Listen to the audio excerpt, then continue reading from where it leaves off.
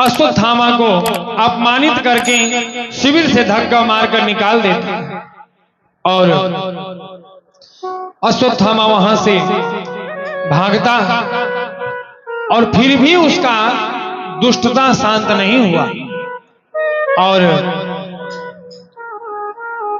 क्या किया कि पुनः भगवान पांडव के वंशों को निर्वीज करने के लिए उत्तरा के गर्भ पर ब्रह्मास्त्र चला दिया और यह देखकर उत्तरा विहल होकर रोने लगी। पाहि पाहि महायोगी देव देव जगत्पते नान्यम त्वद्भयं पश्ये यत्र मृत्यु परस्परम। गोविंद के चरणों में गिर जाते हैं कि हे गोविंद, यह लोहे का बाण हमें जलाकर भस्म कर दे कोई परवाह नहीं, लेकिन हमारे गर्भ को नष्ट न करे। हे गोविंद, हमारे गर्भ की रक्षा कर। और कन्हैया तुरंत सूक्ष्म रूप में आकर उत्तरा के गर्भ में जाकर उस बालक की रक्षा करते हैं और ब्रह्मास्त्र को शांत कराया। और वही बालक आगे चलकर जन्म लिया जिनका नाम विष्णुराज पड़ा और लोग इनको प्रेम से परीक्षित करते हैं। जब जन्म लिया परीक्षित जी ने तो देखा कि जो हमें गर्भ में हमारी रक्षा की है वह 4 हाथ वाला कहीं दिखाई नहीं दे रहा है। तो चारों तरफ जन्म लेते ही पालती मारकर घूम घूम कर निरीक्षण कर रहे हैं, देख रहे हैं। परितः इक्षिते इति परीक्षितः, वह सभी ने प्रेम से नाम रख दिया परीक्षित। और धीरे धीरे समय बीतता गया। परीक्षित जी के 4 पुत्र जन्मेजय आदि 4 पुत्र हुए। सभी पुत्रों को सुंदर संस्कार देते हैं। और एक दिन की बात है, परीक्षित जी अपने पूर्वजों के खजाने में जाकर देखते हैं तो एक चमचमाता हुआ स्वर्ण का मुकुट दिखाई पड़ा और वह मुकुट परीक्षित जी ने देखा और पहन कर निकल गए। तो घूमते घूमते उनको बहुत अपने पूर्वजों की प्रशंसा सुनने को मिली, लेकिन एक जगह क्या देखे कि एक गौ और बछड़ा आपस में बात करते हुए जा रहा है, रोते हुए जा रहा है और पीछे से एक दुष्ट व्यक्ति गौ बछड़ा को पीटता हुआ जा रहा है। यह देखकर परीक्षित जी को बहुत क्रोध आया। तत्र गोमिथुनम राजा हन्यमानम अनाथवत दंडहस्तम च बृखलम ददृशे निपलाक्षणम। परीक्षित जी कहते हैं, अरे दुष्ट कहीं का, तुम्हें भय नहीं लगा? कौन हो तुम? और वह पुरुष काला कलूटा परीक्षित जी के चरणों में गिर जाता है और कहता है, स्वामी मैं कहां जाऊं? मैं कलयुग हूं, हमारे रहने के लिए कोई स्थल नहीं है। पूरा पृथ्वी पर तो आप ही का साम्राज्य है, मैं कहां जाऊं? तब जब गिराने लगा तो 4 स्थान दिए परीक्षित जी ने कलयुग को। कहां कहां? द्यूतम पानम स्त्रिय शूना यत्रा धर्मस् चतुर्विधः। 4 स्थान। कहां कहां? द्यूतम मतलब जुआ, जहां जुआ खेला जाता है वहां कपट रूप में कलयुग विराजमान रहता है, वही उसका जगह है। देखो जुआ जितना भी है बिना झूठ के नहीं होता, सच्चाई से अगर जुआ खेला जाए तो युधिष्ठिर जी नहीं जीत जाते, क्यों हार गए? तो जुआ कपट से ही होता है।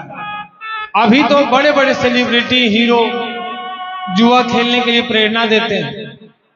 ड्रीम 11 हर मोबाइल में प्रचार करता है करोड़पति बनो। भैया वो करोड़पति नहीं, वो एक धोखा है। एक व्यक्ति को करोड़पति बनाकर दिखा देगा और हजारों घर को बर्बाद कर देता है।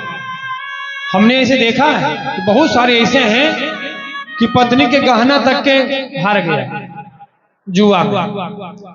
तो जहां जुआ है वहां कलयुग है। जुआ खेलना प्रारंभ किए कि आप समझ लीजिए कि आपका विनाश आगे चलकर तय है। वह लोभ देता है, 1000 रुपये आपको जिताएगा और अंतिम 1 लाख रुपए लेके चल जाएगा। तो जुआ कभी भी कपट से होता है, सच्चाई से नहीं होता। इसलिए सदैव इससे दूर रहना चाहिए। दूसरा द्यूतम पानम। पानम मतलब पान नहीं, शराब।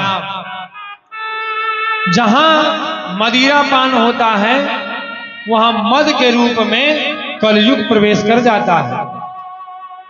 मदिरा पीने वाले को देखो कहां पड़ा हुआ है, वह अभी उसको भान नहीं है, नाली में लेटा हुआ। तो माथा पर सीधा कलयुग आकर बैठ जाता है। और अगर शराबी को मना करो तो भैया ये गलत चीज है, तो इतने फायदे गिनाएंगे शराब पीने के कि आपको भी विश्वास हो जाएगा कि महाराज शराब पीना हानिकारक नहीं, फायदेमंद है। हाँ, शराबी जो होता है उससे कुछ भी कहो भैया बहुत टेंशन है, कहेगा अरे चलो 2 पैक मार लेते हैं, सब टेंशन। भैया पेट में दर्द है, अरे 2 पैक ले लो, सब ठीक। कुछ भी मतलब हो उसको उसी में सारा दवाई दिख जाता है। तो कार्य जो पीने वाला है वो साबित कर देगा आपको कि नहीं सेहत के लिए हानिकारक नहीं, फायदेमंद है। लेकिन वह धर्म अर्थ काम मोक्ष चारों के लिए हानिकारक है। तो इसलिए शराब को कभी भी हाथ भी नहीं लगाना चाहिए। ये निवेदन है व्यासपीठ से। जो पीते हैं उनसे क्षमा प्रार्थना, कि बुरा तो लगता ही है। जो लंगड़ा है उसको अगर लंगड़ा कहो तो देखो कितना क्रोधित होता है कि नहीं। तो सच्चाई थोड़ी कड़वी होती है, लेकिन सच्चाई कभी कभी बड़ी हानिकारक हो जाता है। तो इस प्रकार से स्त्रियां पर स्त्री गमन में कलयुग वास करता है। अगर पर स्त्री या पर पुरुष के चक्कर में पड़े तो आपके घर में कलयुग का आना तय है। घर में ऐसा माहौल बन जाएगा कि लगेगा कि साक्षात घोर कलयुग हमारे घर में ही आ गया है। इसलिए पर पुरुष या पर स्त्री के संग संत लोग कहते हैं साधुओं के लिए, संतों के लिए कि काठ का भी अगर स्त्री का पुतला बना हो तो उसको भी नहीं छूना चाहिए। जानिए, तो सदैव पर स्त्री पर पुरुष गमन से दूर रहना चाहिए, नहीं उसमें कलयुग का वास है, बुद्धि भ्रष्ट कर देती है। तीसरा चौथा सूना। सूना मतलब हिंसा। अब हम अपने जीव के स्वाद के लिए किसी को भी बलि चढ़ा देते हैं। अरे एक सुई जब हाथ में लग जाए तो बाप बाप चिल्लाने लग जाता है। अब बताइए कि उस जीव को कितना पीड़ा होता होगा जो आपको खाने के लिए काटा जाता है, जिंदा ही चमड़ी उधेड़ दी जाती है। या आगे प्रसंग में आएगा कि क्या गति होती है। जो काटता है उसको तो कम, जो खाता है उसको ज्यादा दुर्गति है। इसलिए अपने सोचिए कि आपका अंगुली एक काट कर दे दे खाने के लिए, तो खाएगा नहीं खाएगा। तो जैसे हमें दर्द होता है उसी प्रकार उस जीव को भी दर्द होता है। तो कभी भी हिंसा नहीं करना चाहिए। जानते हैं किसी भी भोजन का जीव में 6 मिनट स्वाद रहता है, बस 6 मिनट के स्वाद के लिए किसी का जीवन समाप्त आपने कर दिया, उसका सारा जीवन छीन लिया आपने। तो वही सब नरक में नोच नोच कर खाते हैं। ऐसे 28 नरकों का वर्णन किया गया है भागवत में। तो ये सब जगह पर सुना। हिंसा में भी कलयुग का वास है। हिंसा करने से बुद्धि भ्रष्ट हो जाती है।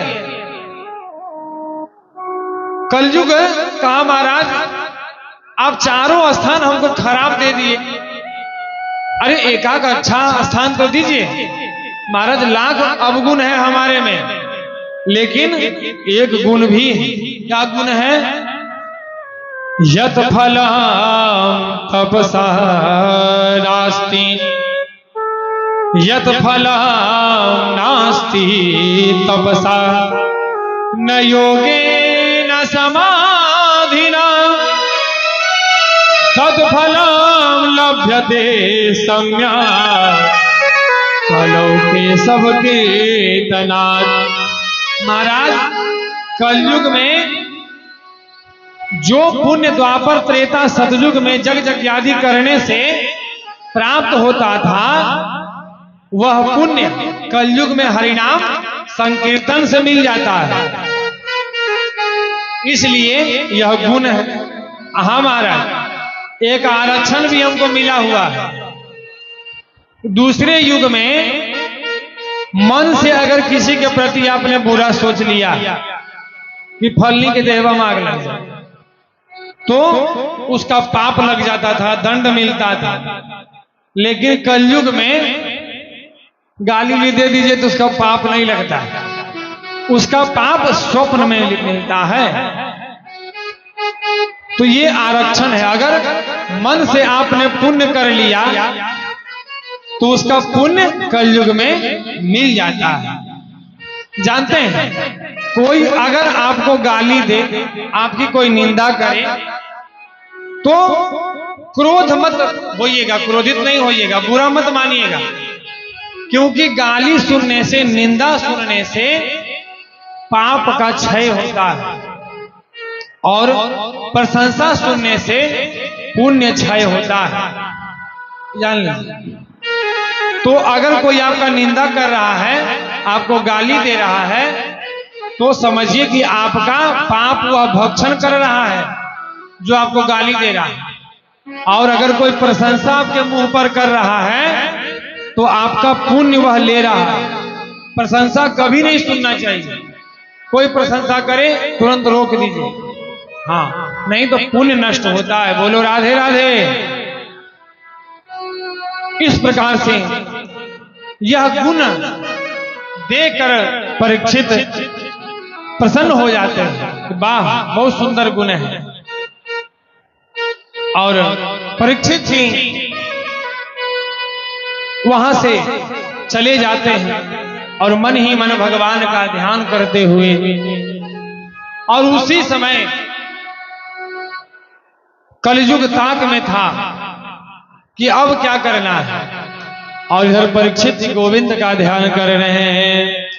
मुरली बजाने वाले गिरवे उठाने वाले मैदाश हो तुम्हारा, मैदाश हो तुम्हारा। मुरली बजाने वाले, मुरली बजाने वाले गिरवर उठाने वाले, गिरवर उठाने वाले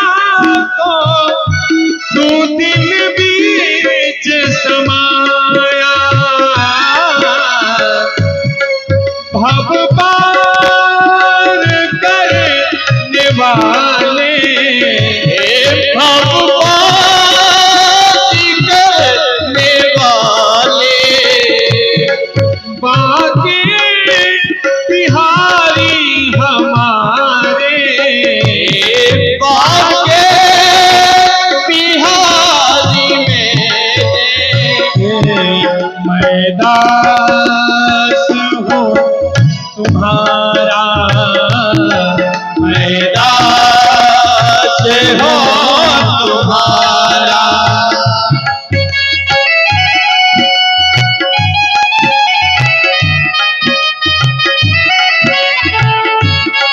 हरि बोल।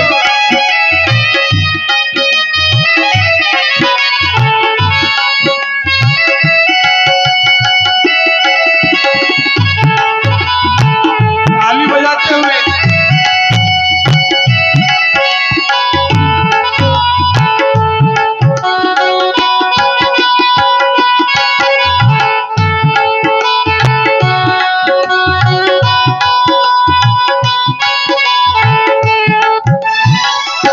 तेरी माया ने प्रभु मुझको जग में खूब लगाया। तेरी माया ने प्रभु मुझको जग में खूब नचाया। दीन बंधु भव तारण प्रभु जी, दीन बंधु भव तारण प्रभु जी, नाम तुम्हारा गाया। ओ सर्वत्र रहने वाले, सर्वत्र रहने वाले, श्री राधा रमन हमारे, श्री राधा रमन हमारे। मैं दास हूँ तुम्हारा, मैं दास हूँ तुम्हारा। मुरली बजाने वाले, हे मुरली बजाने वाले, गिरवर उठाने वाले, हे गिरवर उठाने वाले। मैं दास हूँ तुम्हारा, मैं दास हूँ तुम्हारा, मैं दास हूँ तुम्हारा।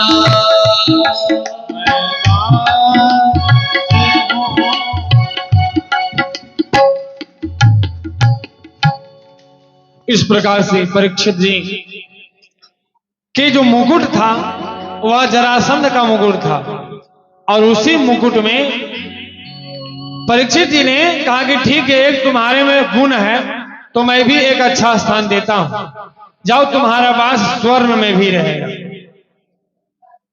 कलयुग बोला वाह महाराज, अब हमारा काम चल जाएगा। तो कलयुग में सोने में कलयुग का निवास स्थान है, लेकिन एकादश स्कंद में भागवत जी में ही कन्हैया उद्धव जी से कहते हैं कि उद्धव, धातु नाम अस्मिन कंचनम, मैं धातुओं में स्वर्ण हूं और सोना में मैं निवास करता हूं। तो अब बताइए कि एक तरफ कह रहे हैं विष्णु भगवान हम सोना में निवास करते हैं, और दूसरी तरफ कलयुग को निवास स्थान दे दिए परीक्षित। अब किसका माने? तो देखिए, जो अधर्म से स्वर्ण लाया गया हो उसमें कलयुग निवास करता है, और जो धर्म पूर्वक लाया गया हो उसमें गोविंद निवास करते हैं।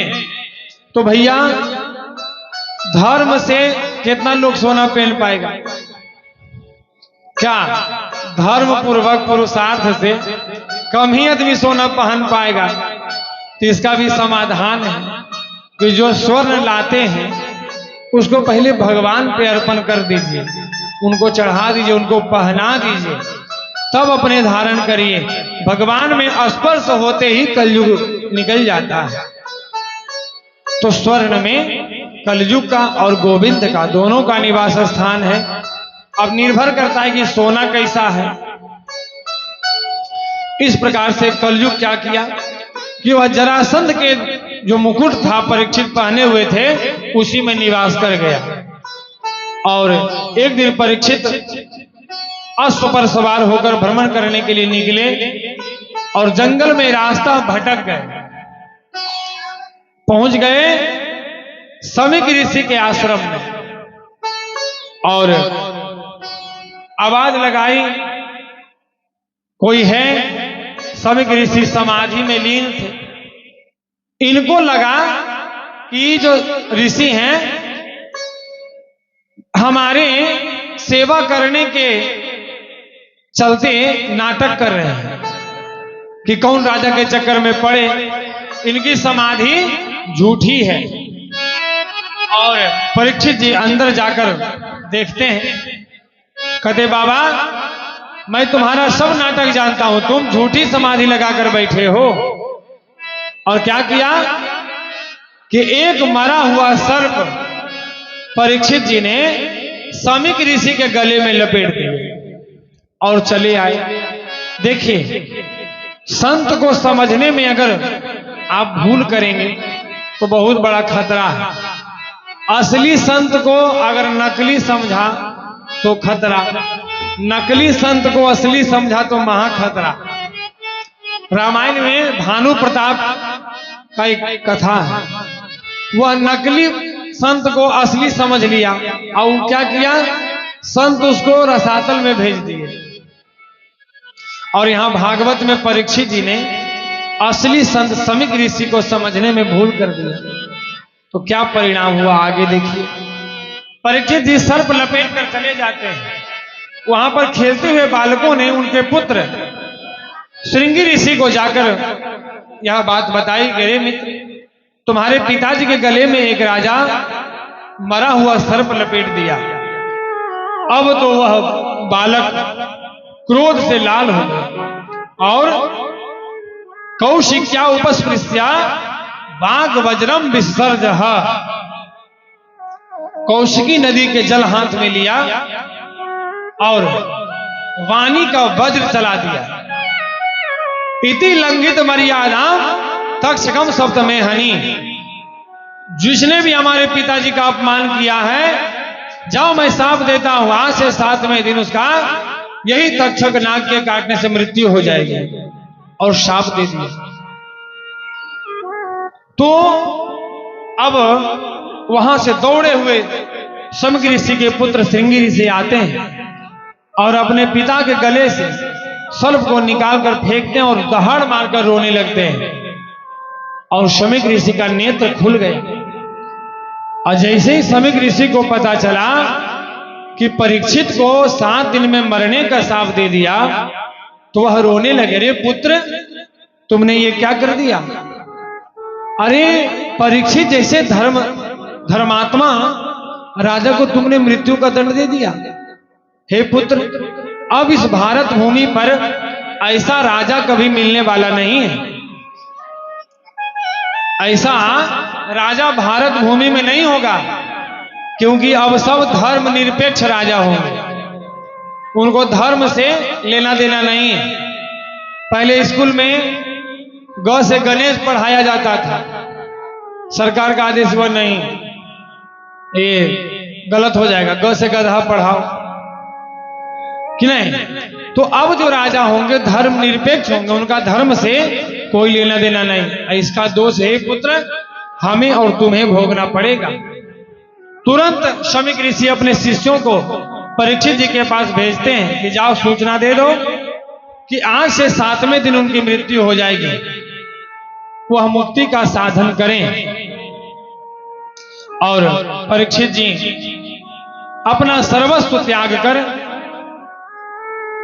अपने पुत्र जनमेजय को राज सिंहासन में बैठाकर राज्याभिषेक कर दिया और अपने सभी वस्त्र आभूषण त्याग कर परीक्षित साधारण वस्त्र पहनकर अपने घर का त्याग करके निकल पड़े। बंधुओं, एक बात कहूं, परीक्षित जी को